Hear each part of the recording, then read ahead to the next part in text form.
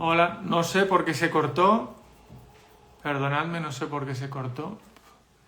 Yo que estaba ya dándolo todo y emocionado. Yo creo que por eso mandé demasiada electricidad a la tablet y a cascado. En fin. Entonces, fijaros, estas causas mecánicas por esta hiperpresión abdominal no debemos olvidarlas. Siempre todo el mecanismo y sobre todo una de las causas, ya recuerdo por dónde iba, una de las causas que se está viendo cada vez más es el gesto repetitivo mal ejecutado. Con lo cual, cada vez que veo en el gimnasio y veo cuando voy en el gimnasio, veo a gente haciendo determinados gestos mecánicos repetitivos, cómo se les ve generando aumentos de la presión del abdomen, la cosa va a ir malamente, seguramente ahora no, pero seguramente que más adelante, seguramente que empezará todo de nuevo a generar problemas. Y a nivel neurológico, fijaros, si existe una sensibilización nerviosa, o suenan esas clásicas ciáticas, pues aquí tenemos un posible mecanismo. Si nosotros tenemos una inflamación o una sensibilización pélvica, si yo tengo una sensibilización pélvica tipo endometriosis, por ese acúmulo de mediadores proinflamatorios, se sabe que todo ese mecanismo de mediadores proinflamatorios, citoquinas, interleucina 1 beta, 6, interleucina 8, interleucina 10, toda esa cascada inflamatoria y proinflamatoria van a estar detrás de esas ciáticas que no hay Dios quien las trate y que no hay Dios quien las recupere. ¿Ok?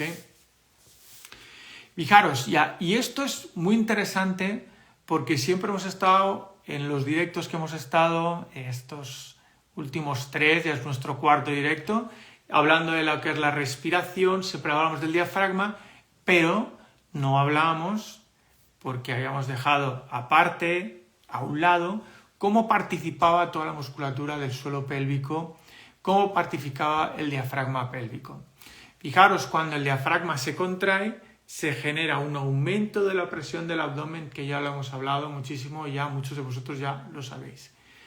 Entonces se produce una compresión de las vísceras supramesocólicas, que sería el colon transverso, el hígado en el lado derecho, el estómago en el lado izquierdo, como todo eso va a bajar, vísceras del abdomen, que sería intestino delgado, comprimen, y como el intestino delgado comprime toda esa región del hipogastrio, esas vísceras del hipogastrio, se comprime, y como en la expiración toda esa compresión se relaja y hay una eliminación de la compresión del sistema digestivo.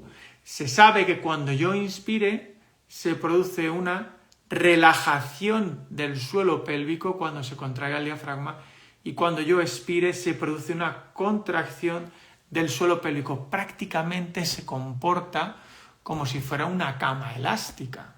¿Ok? Fijaros cómo se comporta así. ¿Bien? Y esto es un recordatorio a todo lo que hemos estado hablando en nuestros 3 directos, de cómo hay una conexión sumamente primordial y que lo han hablado un montón de autores en fisioterapia, en reeducación postural, como el suelo pélvico, como el diafragma, como todas las vísceras están conectados a través de una solución de continuidad. Ya visteis una imagen en el primero y segundo directo que hice, en el cual se veía una solución de continuidad a lo largo de todo lo que era el abdomen, la región pélvica, y cómo todo eso se continuaba prácticamente hasta la lengua. ¿Okay? Con lo cual hay una solución de continuidad sumamente importante. Entonces, lo siguiente, y para que tengamos una imagen un poco más desarrollada, simplemente voy a dar determinados detalles de cómo se produce todo ese proceso inflamatorio del sistema. Fijaros cómo todos esos macrófagos, principalmente serán los tipo 1, van a estimular todos esos mediadores de inflamación que os he dicho, el TNF-alfa, las interleucinas, y todo esto va a promover también la aparición de neutrófilos que a su vez van a aumentar la vasodilatación, la angiogénesis en determinadas regiones, y todo esto va a conectar generando un aumento de la inflamación del sistema, perpetuándose todo ese proceso llamado endometriosis. ¿Okay? Los leucotrienos, las histaminas, es decir, todo eso genera una cascada inflamatoria del sistema. Simplemente para que lo tengáis en cuenta. Estudios que hablan, fijaros, con pacientes con dolor lumbar. Observaron que estos pacientes con dolor lumbar observan un menor grosor del oblicuo externo, es decir, de toda esa musculatura que forma esa tienda del suelo pélvico y de las fibras del diafragma, con lo cual podemos entender que si existiera, y eso es una de las conclusiones que tiene el estudio, si existiera un paciente que hubiera generado un ejercicio de toda esa musculatura del suelo pélvico, si hubiera trabajado también esas fibras del diafragma, es muy probable que el ratio en pacientes con dolor lumbar sería muchísimo más bajo. Fijaros, otros estudios nos hablan de que el control de la presión intraabdominal es clave. Es clave no solo a la hora de realizar ejercicio físico, sino a la hora de caminar, a la hora de sentarnos, a la hora de levantarnos. Todo ese exceso de presión hace que nuestro suelo pélvico y nuestra región lumbar genere una hiperpresión, una sobrepresión y un mal reparto de cargas, produciendo los posibles dolores lumbares. ¿Ok? Con lo cual, y esto linda con nuestra famosa ventosa, nuestro desatrancador. En definitiva, la solución para una cantidad de problemas que aparecen entre un 25 y un 50% de los pacientes en tu consulta. Entre un 25 y un 50% de los pacientes no hay un buen reparto de cargas desde el punto de vista de la presión intraabdominal e intratorácica. No hay una buena función de reparto de tensiones a nivel miofascial entre tu pelvis, tu tórax y tu región cervical. Y uno de los mayores dinamizadores, estabilizadores que hay es el diafragma, con lo cual esa imagen del desatrancador me encanta porque es el desatrancador en mi consulta de tantísimos pacientes, que creo que el hecho de que podamos conectar de una forma multidisciplinar con tantísimos síntomas para poder transformarlos en soluciones, yo creo que es sumamente necesario para ti, y por eso estoy este lunes transmitiéndote todo esto. Fíjate, en un artículo nos hablaba de que la técnica de ejecución influye más que la actividad en sí. Es decir, actividades de más riesgo en posiciones inadecuadas con una buena ejecución no son lesivas. ¿Ok?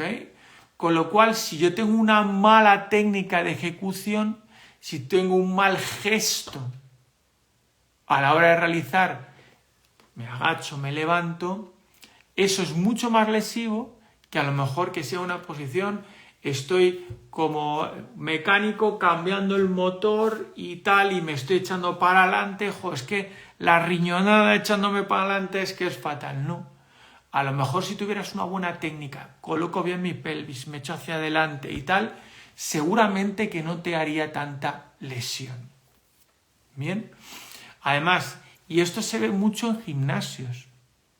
Hay veces, y esto se ve más en chicas, como cuando hablamos con determinadas chicas jóvenes que están haciendo ejercicio, están haciendo CrossFit, nos comentan que tienen leves pérdidas de orina a la hora de, y esto une con la mala ejecución, a la hora de hacer peso muerto, a la hora de coger y cuando estamos haciendo el CrossFit, venga, levanto y luego después subo para arriba la barra y demás. Y se me escapa el pis, de vez en cuando un pequeño chorrito. O cuando estoy sentada me tengo que poner una toallita porque a veces se me escapa. No solo estamos viendo una mala ejecución, sino también estamos viendo un sistema hiperpresivo. Un sistema hiperpresivo. Y seguramente que también una mal un mal tono de la musculatura del suelo pélvico, porque ya hemos visto que todo este sistema funciona como un ascensor. Si el ascensor baja solo de la parte superior y no de la inferior, y no se baja en conjunto, comienzan los problemas inferiores. ¿Ok? Entonces, estos aumentos de presión en la región pélvica, esta serie de disfunciones pélvicas, van a estar potentemente relacionadas por esa hiperpresión que está realizando el diafragma. Y eso es algo que veo muy frecuentemente en mi consulta y creo que hay que implementar esa solución para poder eliminar toda esa serie de síntomas tan sumamente relacionados con los pacientes que tengo en consulta. Además, fíjate, y es algo que es muy sencillo, yo puedo disminuir, y eso te lo dicen los estudios, la sensibilización central trabajando en respiraciones lentas y profundas. Si yo respiro lenta y profundamente con mi tórax, con mi diafragma, ampliando los diámetros vertical, costal, diafragmático, abdominal, todo esto va a activar fenómenos de hiperalgesia, de eliminar esa hiperalgesia. Va a reducir ese aumento del dolor del paciente. Al igual que dentro del componente autonómico de falta de modulación de nuestro sistema nervioso autónomo, vamos a poder generar una corrección. Porque todo ese fenómeno de compresión que va a realizar el diafragma sobre toda esa región del hipogastrio, sobre todas esas vísceras del hipogastrio, va a poder generar un drenaje venoso, un drenaje linfático que va a poder eliminar todas esas sustancias inflamatorias y promover la resolución de todo ese proceso inflamatorio. Con lo cual, toda esa congestión venosa que se ve, fíjate este dibujo del artículo de endometriosis, en lo cual fijaros cómo se ve toda esa potente red que está vascularizando desde el punto de vista de recogida de todas esas sustancias de desecho, todo lo que sería sistema venoso, sistema ovárico, útero. Todo ese sistema lo recoge y confluye en la vena cava inferior. Que tú ya sabes por otros directos, y si no estuviste en los directos ya lo sabes, que esa vena cava inferior pasa por el lado derecho del diafragma muy próximo a las estructuras hepáticas. Con lo cual, querido, querida, y eso ya lo sabes, contracción de esfínter de la vena cava inferior y cierre, contracción y cierre, contracción y cierre. Todo eso lo que hace es estimula el drenaje venoso. Si no existe esa contracción, relajación de ese sistema venoso y ese ascenso de esas sustancias de desecho, de ese sistema de retorno, entonces va acumulándose. Entonces, si se acumula, se produce un éxtasis venoso. Si se produce un éxtasis venoso, se produce una congestión visceral y se produce una sensibilización a través de todos esos mediadores proinflamatorios y a través de la sensibilización de esos mediadores proinflamatorios sobre nuestros nervios propios pélvicos. Y ahí se produce un fenómeno de sensibilización de esa estructura, sensibilización local que puede luego después desencadenar una sensibilización central. Además, si nosotros tenemos esa congestión pélvica, esa congestión de estas vísceras, no hay una buena eliminación de estas sustancias de desecho, como nos apunta nuestra querida Ivana, el nervio vago no va a poder generar su mecanismo antiinflamatorio. ¿Cómo se ve todo esto en la clínica? Muchas veces a nivel de toda la sintomatología que nos dicen nuestros pacientes. reglas, los periodos que no tienen un determinado tiempo. Es decir, hay meses que tengo 3 días de periodo, hay veces que tengo 5 o 6 días de periodo, tengo mucho sangrado los primeros días, me duele muchísimo los primeros días. Eso quizás podría ser uno de los síntomas que podríamos tener a nivel de endometriosis. Se suele ver también por mucha sensibilización cuando estamos haciendo la exploración manual de la región lumbar baja y del sacro. El sacro suele estar muy sensibilizado a la hora de la exploración. Es muy probable encontrar disfunciones desde el punto de vista osteoarticular. Disfunción osteoarticular, imagínate una torsión del sacro. Una sacroiliaca posterior y anterior, que la has manipulado y en tu sesión siguiente la vuelves a encontrar otra vez. Todo otra vez sensibilizado. Vaya, pues a mí me habían contado en clase que si yo manipulaba esto, en la siguiente sesión, pues todo ese juego articular se iba a recuperar y el paciente no iba a tener dolor. ¿Cómo se manifiesta también esto? En los clásicos síndromes del piramidal en mujeres. ¿Os suenan esos piramidales que habéis tratado eternamente? Habéis hecho punción seca, codoterapia, rodilloterapia, hombroterapia, barbilloterapia, cabezoterapia, porque ya no sabes con qué darle al piramidal y sigues sensibilizado. En ese caso, olvídate, no hace falta prestar atención a todo esto.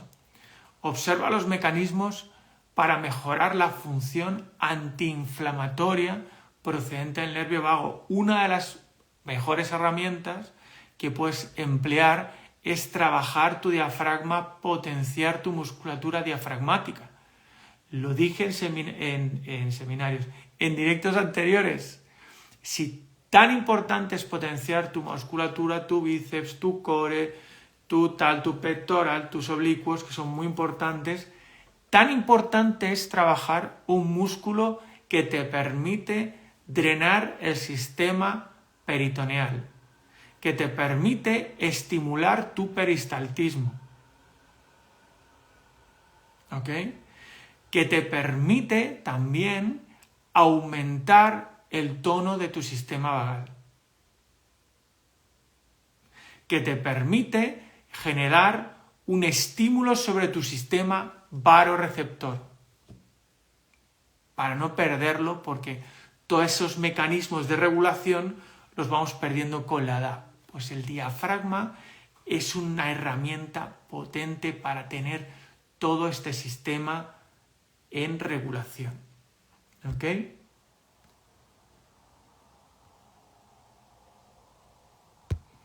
Y fijaros, y esto es una manera que podemos hacer para poder tener una conexión con tantos síntomas, ¿verdad? Tan pocas soluciones y todo metido dentro de un cajón desastre y ala. El paciente se va con su título. Bien, tengo una periartritis escapulohumeral. Vaya, tengo un síndrome del intestino irritable. ¿Verdad que suena esto? Tengo un bruxismo. Tengo una... Ya sé lo que tengo, Raúl. Tengo una gastritis crónica. Bien. ¿Y todo esto? ¿Quién lo vehiculiza? ¿Quién lo conecta? ¿Quién lo entrelaza? ¿Quién te puede dar una solución para todo esto? Ahí estás tú. Ahí estás tú para poder entender cómo, fijaros, hay tanta interconexión. Por eso, cuando yo veo un seminario del sistema estomatognático y veo que solo decoaptan, traccionan, mueven, tratan los músculos, los pinchan y ya está, y eso lo digo en todas las clases, cuanto más leo, más me preocupo por ese tipo de seminario. Lo siento, pero hay tantos lugares, mejor dicho, tantas vías por las cuales se pueda sensibilizar tu ATM que no podemos descartar ninguna prácticamente. Entonces yo cada vez más veo a pacientes con un tono simpático más alto, medido por la variabilidad de la frecuencia cardíaca que me enseñó mi querido Luis Gonzaga, y veo que siempre veo estos 3 puntos. Veo aumento del tono simpático, bajada del tono vagal y que es un seminario de sistema estomatognático, un seminario de ATM. Los seminarios de ATM que se ven en fisioterapia, los cuales solo te enseñan a decoaptar la ATM, traccionarla, recoaptar el menisco, tratar la musculatura de la boca, pero no te enseñan todo lo que son las diferentes conexiones por los cuales este paciente tiene los mismos síntomas. Y oye, es que sigo con bruxismo. Vaya, pero ya te he dicho que te hagas estos masajitos para trabajarte el ATM. ¿Qué más puedo hacer? Ay, es que no se me ocurre nada más. Entonces se queda corto, se queda extremadamente corto. Y fíjate cómo ahí te lo están diciendo. ¿Cómo es posible que un síndrome de intestino irritable esté conectado con la ATM y con una endometriosis? Esa es mi pregunta. Con lo cual, todo esto, esta ATM, el sistema digestivo, esta endometriosis, es posible que toda esta serie de síntomas, porque cuando lees el síndrome de intestino irritable, son una cantidad de síntomas sumamente brutales y que ahí se puede encasillar un montón de gente. Al igual que en las analíticas, cada vez es más grande los valores normales, querido y querida. ¿Creéis que es normal valores entre 200 y 900 de vitamina B12? Ahí entra todo el mundo. Así todos somos normales y así no hay que pensar. Y ese es el problema. ¿Cómo podemos conectar este síndrome del ATM, esta endometriosis, este síndrome de intestino irritable? Seguramente que exista una mala función del sistema nervioso autónomo. Y lo que os comentaba, estoy viendo muy frecuentemente en pacientes con bruxismo, con un aumento del tono simpático, una posterioridad del segmento C2 y un aumento de los maseteros homolaterales. La posterioridad de C2, si te la encuentras en tu exploración, olvídate. Si pensabas que esa posterioridad de C2 tenía algún tipo de implicación o un tipo de importancia, quítasela de una forma brutal. El paciente te está diciendo, querido, querida, tengo un aumento del tono simpático. Y esa es mi interpretación. ¿Bien?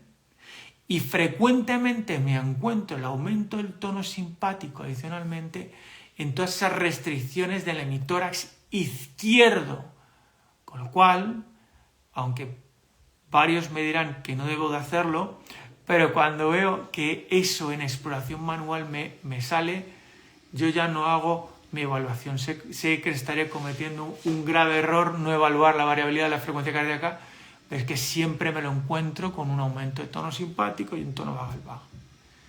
Entonces, fíjate cómo esta endometriosis a lo mejor puede estar detrás de un proceso de una mala regulación, una mala respuesta de tu sistema nervioso autónomo.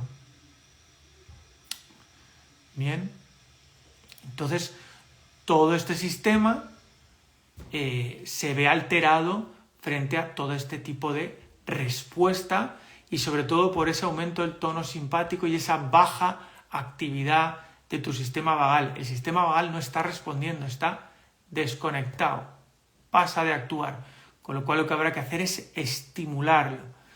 Bien, entonces con ejercicios, tumbándonos boca abajo o simplemente un ejercicio muy sencillo y que yo les mando a mis pacientes de endometriosis es ponerse en la posición de mahometano colocando los talones pegaditos a la región glútea, flexionamos triple flexión, nos hacemos un ovillito y una vez que estemos ahí con los brazos rectos, inspiramos y al expirar metemos el ombligo hacia adentro y generamos presión sobre el abdomen.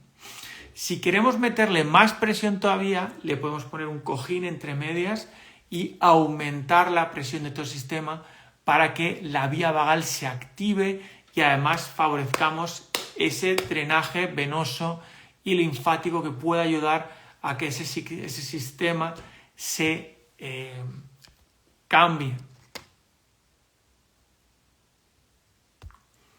Entonces, fijaros, aquí tenemos varios, y si veo posteriores de sacro y posteriores cervicales altas, ¿qué priorizas, profe? Pues si veo posterioridad de sacro y posterioridades cervicales altas, yo ahí me olvido de las... Es una buena pregunta, porque aquí lo que haría sería trabajar el sistema vagal, Luis.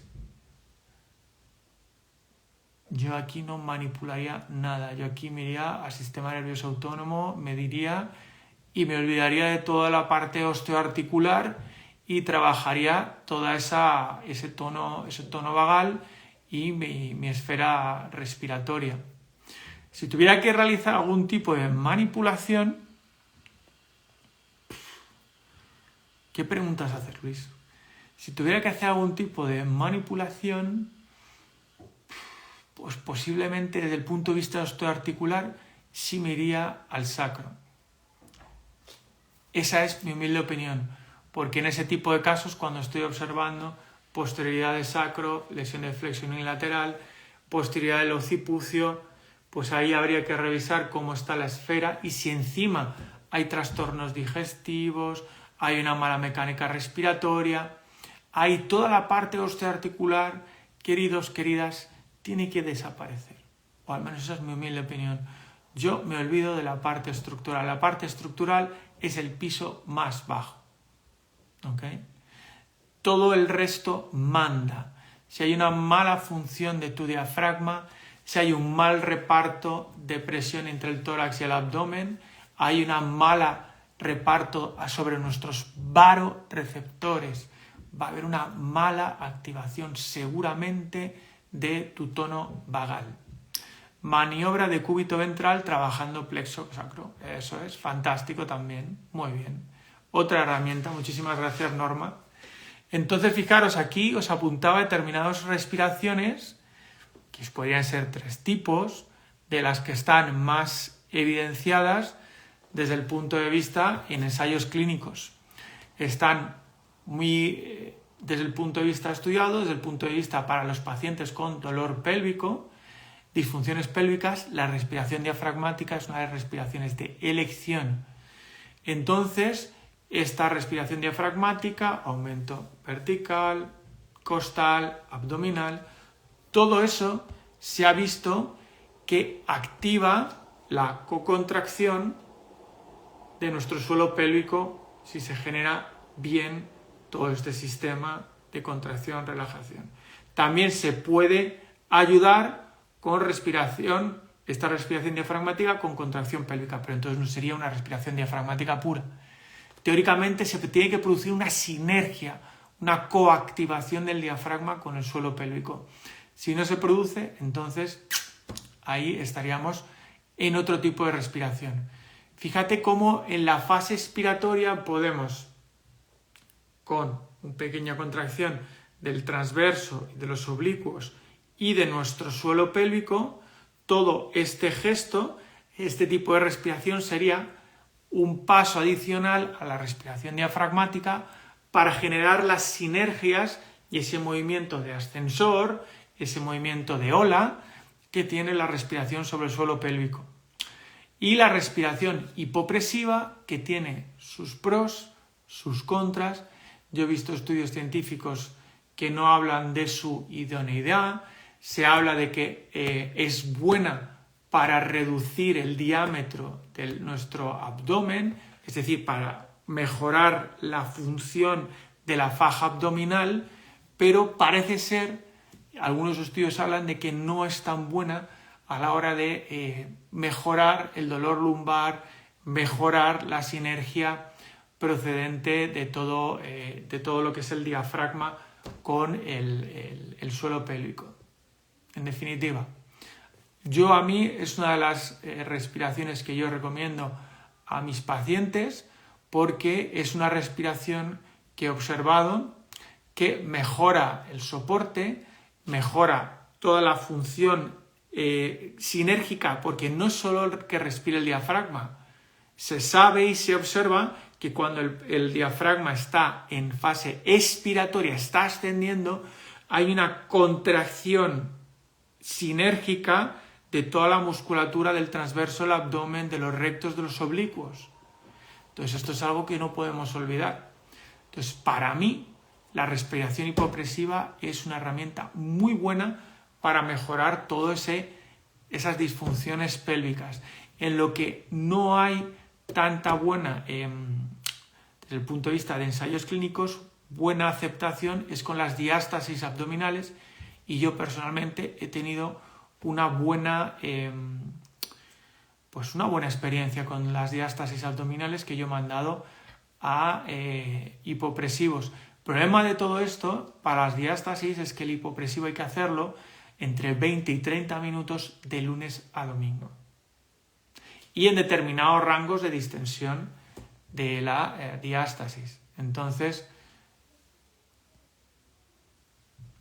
sí.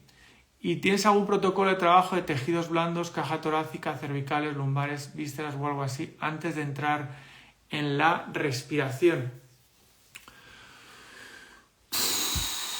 Un protocolo. Es que lo del protocolo, a mí la palabra protocolo no me gusta en absoluto, porque hemos visto en clase casos clínicos en los cuales la mecánica y la elasticidad facial torácica no cambió hasta que manipulamos 6 costillas. Caso muy interesante que vino a consulta. A clase. Entonces, dar un protocolo es complicado. Es muy buena pregunta. Pero quizás podríamos preguntarnos cervicales. Revisamos C3, C4, donde ahí está el núcleo dorsal del frénico. Bien. Si existe una sensibilidad a ese núcleo y la movilidad vertebral es óptima, no se manipula. Esa es mi humilde recomendación. No manipules. Vete a otras estructuras. Si ves que C7D1, cuando tú estás explorando tus dorsales altas, es sensible, todas esas dorsales altas, no las manipules. Es un grave error. Estás cometiendo un error terapéutico, que vas a hacer una lift-off de todas las dorsales altas. O a lo mejor deberías de revisar toda la neurofisiología para poder desensibilizar esas estructuras. Entonces, yo por lo menos realizo eso. Reviso C3, reviso C7D1, reviso cómo está el tórax y el abdomen. Si veo cuando el paciente se tumba boca arriba, tiene las costillas hacia arriba, el esternón hacia el techo, notamos y sabemos que es un paciente que está en inspiración, con lo cual aquí hay un diafragma que no tiene una buena elasticidad. Sí o sí vas a tener que trabajar el diafragma. Si yo cuando le coloco las manos y le pido, inspira, y tiene que haber ese movimiento sincrónico entre abdomen y tórax, y solo hay una predominancia de uno de los dos con respecto al otro, yo ya sé que mi diafragma no está funcionando correctamente. Y entonces, desde el punto de vista osteoarticular, es muy frecuente ver que la región tóracolumbar tenga un segmento vertebral sensibilizado, ya sea T11, T12, L1. No está funcionando correctamente bien. Ya sabéis todas las sinergias, ya lo hemos hablado en los otros directos, las sinergias que hay entre el psoas y el cuadrado lumbar y el diafragma. Con lo cual, ese psoas que te has hartado de tratar, ese cuadrado lumbar que lo has pinchado, lo has codeado, lo has rodilleado, le has hecho de todo y sigue igual. No pierdas el tiempo. No sirve de nada a veces. Otras veces sí, pero otras veces no sirve de nada. Y puede ser pan para hoy y hambre para mañana. Revisa el resto de estructuras. Revisa cómo está su sueño, cómo está su sistema gastrointestinal, cómo son sus digestiones. Todo eso a lo mejor puede ayudarnos más y resolver más que hacer una punción seca o una técnica neuromuscular en nuestros psoas. ¿Ok? Si vas a palpar y estás palpando el segmento visceral porque el paciente te ha dicho que es que me han contado que tú tratas las vísceras, las colocas, que no colocamos vísceras en absoluto, el que diga que coloca vísceras está tomándote el pelo, ¿ok? Es que me han dicho, pero esas son las cosas que dicen los pacientes, me han dicho que tú tal. Tú vas palpando y vas viendo que todo el segmento visceral está sensible, no trates las vísceras. Trata el sistema de drenaje, trata el sistema vagal, manda pautas para mejorar su estilo de vida. No puede comer huevos fritos con chistorra todos los días desde que se separó de su mujer. Como un paciente. No había visto tantas cruces en una analítica en mi vida. Eso no es viable. Te puedes adaptar, porque tu sistema nervioso autónomo te permite adaptarte. Me inflamo, me desinflamo por los procesos, pero si sigues generando estímulos inflamatorios, llegará un momento en que se introduzca una inflamación crónica de bajo grado. Entonces todo tu sistema visceral será sensible. Causa sueño. Tenemos que dormir. Los móviles fuera. 1 hora y media, 2 horas antes. Hay que quitarse los puñeteros móviles, las tablets, las series. Todo esto hay que quitárselo antes. ¿Ok? Y luego después revisar toda la respiración. Bien, todo esto nos ayudaría muchísimo. Así que no sé si queréis preguntar alguna cosita. Claro, para eso estamos, Luis, para darte mi humilde opinión, si te aporto algo. Por problemas cervicales pélvicos más importantes sería el diafragma costal o el centro frénico que va a las cervicales. Por problemas viscerales pélvicos, para mí, el diafragma costal. Yo creo que el centro frénico en sí, porque el centro frénico, si hablamos de centro frénico de fibras vertebrales, centro frénico inervado por el sistema vagal, ahí podríamos tener dificultades. Pero si hablamos de centro frénico como unidad estructural, para mi gusto, genera más problemas en el sistema visceral pélvico, la mala función costal y diafragmática y abdominal del diafragma. Para mí es más patológica. Pacientes con problemas autoinmunes, entiendo que es la pregunta. Cristian.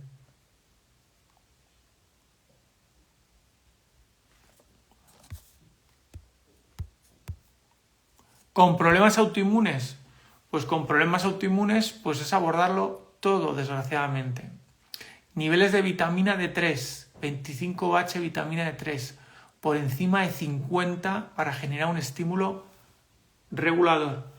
Tenemos que vigilar muchísimo el intestino, Cristian. Si hay una disbiosis intestinal, si hay un paciente con un leaky gut, de una forma muy sencilla, están pasando células y sustancias, restos de proteína, que están pasando del intestino a tu sistema arterial, a tu sistema linfático, y están generando una sobreactivación del sistema. Es muy parecido a lo que comentaba del proceso inflamatorio procedente de la endometriosis. Entonces, por ese proceso autoinmune, por un mal reconocimiento procedente de tu sistema linfático, se produce una sobreactivación del sistema y empezamos a atacar células propias como si fueran células extrañas.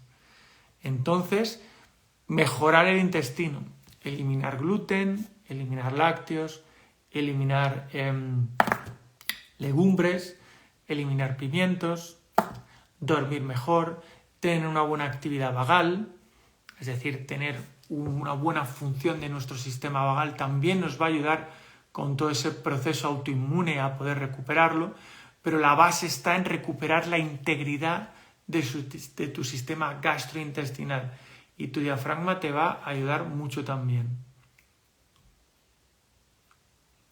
Si tenemos 3-4 metábolas sensibilizadas de T5 a T8 en la derecha, podríamos pensar en un hígado o una vesícula. Sí, podríamos pensar en un hígado o una vesícula.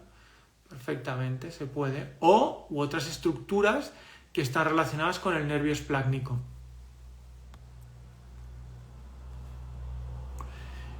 Claro, yo además, vaya Luis, joder, me acabas de tirar de, no sé si hablar del todo, ¿no? Pero la verdad es que sería una ilusión muy grande y es algo que me ha hecho, no sé, la verdad me ha hecho mucha ilusión que varios compañeros nuestros me han dicho, Raúl, con todo lo que estás aportando y demás, ¿por qué no haces un curso presencial práctico para poder aprender todas esas relaciones que te puedes encontrar? Porque desgraciadamente estáis aquí con un auténtico enfermo de todas esas relaciones clínicas. Ya no te hablo de todas esas relaciones que hablan los artículos científicos y demás, no, podemos hacer una formación clínica para poder ver todos esos síntomas, todas esas relaciones, cuándo va a haber un tono simpático alto, qué otras herramientas diagnósticas podemos tener. Y la región toracolumbar es muy sintomatológica de aumento del tono simpático. Entonces, ¿cómo en determinadas regiones, tocando determinadas regiones, cómo podemos desensibilizar esa región? ¿Qué nos aparece después?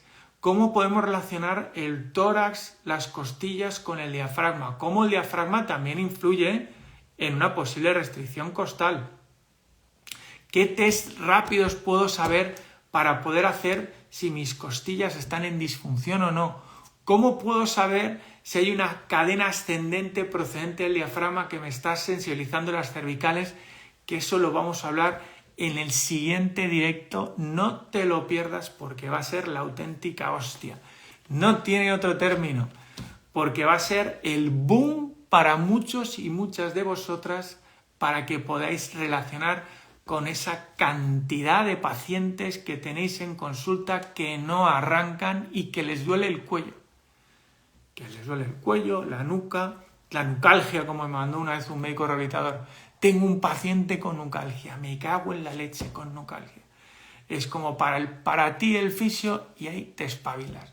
Pues todo eso es algo que seguramente en algún momento a mí se me cruce la cabeza, se me cruzan las neuronas y lo hagamos porque creo que es algo de lo que yo tengo en consulta y es por lo que me vienen tantos pacientes recomendados.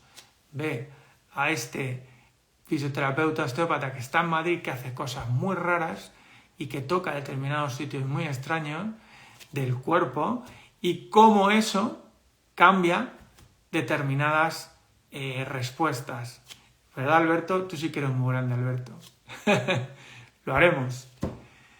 Y bueno, nada más. No sé si tenéis alguna duda, alguna pregunta. Cuando haces la técnica del cuarto ventrículo estás bajando el simpático. Eso hay bastante controversia con la técnica del cuarto ventrículo, porque hay estudios hechos con ratas en los cuales se ve, fíjate cómo sería el cuarto ventrículo de ratas, ¿verdad? Están ratas sedadas y se hacía con los dedos, con el pulpejo de los dedos índice y el pulgar, y cómo se comprimía sobre la región del cuarto ventrículo y cómo se mejoraba la oxigenación. Yo, sinceramente, por lo que he leído y por lo que he escuchado, no es una técnica que sea empleable si tú quieres aumentar la función de tu sistema parasimpático. Hay otras estrategias terapéuticas para mejorar la función de tu tono vagal. No es una técnica que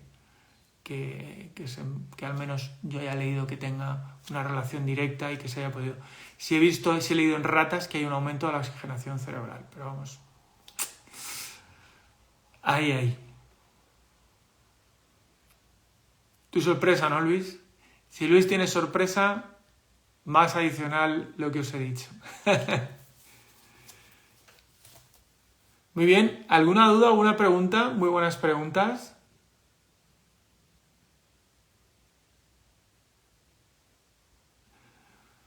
Pues nada, queridos, queridas, mil gracias por vuestro acompañamiento, por vuestra presencia. Gracias a ti, Manuel. Y nada, ya os lo he anunciado en primicia. Un saludo, gracias por tu comentario. Y en un curso tuyo que tenga tu huella? Madre mía. Buah, la verdad es que creo, eso es una buena pregunta, Luis. ¿Qué abordarías, profe, en un curso tuyo que tenga tu huella? Madre mía.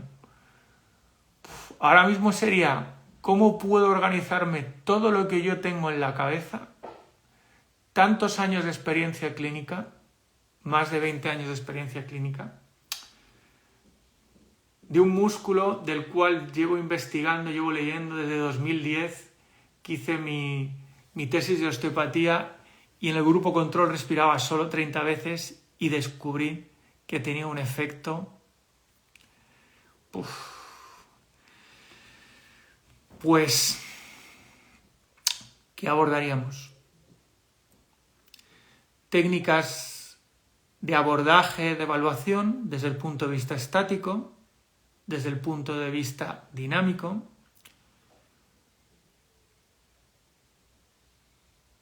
determinadas posturas del paciente a nivel estático con relación con sintomatología típica de pacientes. Evaluaríamos la respiración, cómo determinadas restricciones dan síntomas clásicos, técnicas diafragmáticas que no se han visto en ninguna escuela, que no se conocen, son mías. ¿Qué más cosas?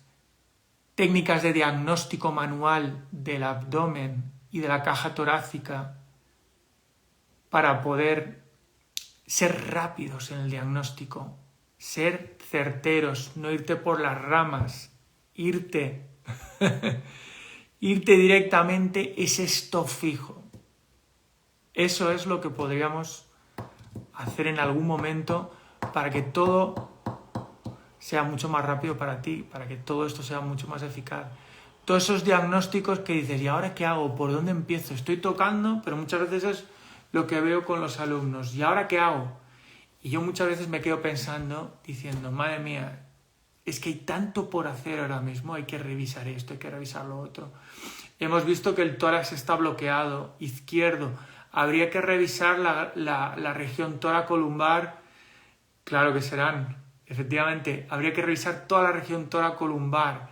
La región toracolumbar está hiperactiva, ya hay un aumento del tono simpático, con lo cual olvídate de todo lo que tiene el paciente, trapezalgia, dorsalgia, lumbalgia, sacroilialgia, lo que quieras. Hay que trabajar la modulación de todo ese sistema simpático, activando parasimpático, eliminando tensión mecánica con nuestras manos, con técnicas fasciales, con determinadas técnicas de estimulación en determinados puntos próximos, puntos neurolinfáticos, puntos que sean de acupuntura, que recientemente se han visto que esos puntos son puntos de salida de raíces nerviosas sensitivas, con lo cual estamos generando un estímulo sobre nuestra disfunción somática, que ya conocéis muchos, con lo cual sería meter todo eso y ver cómo le podemos dar forma en un fin de semana, pero sería un fin de semana sumamente práctico,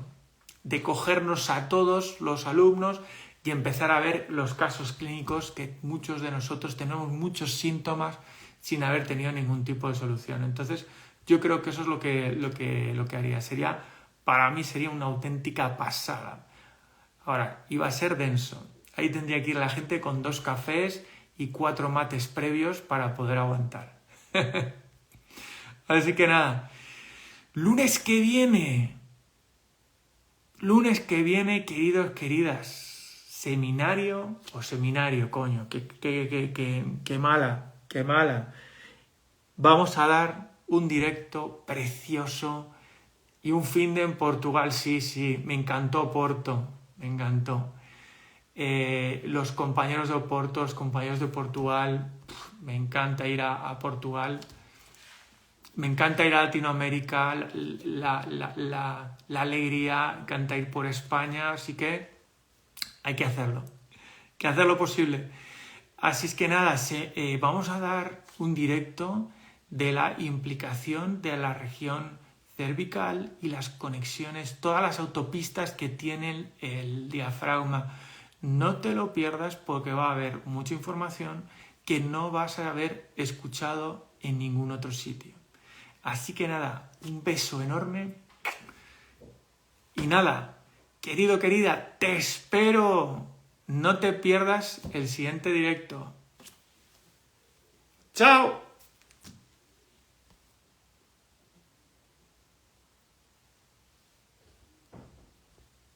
Sí, se puede ver, Andrea. Estará en el feed, estará. Ahí lo dejaré guardado ahora. Chao, mil gracias.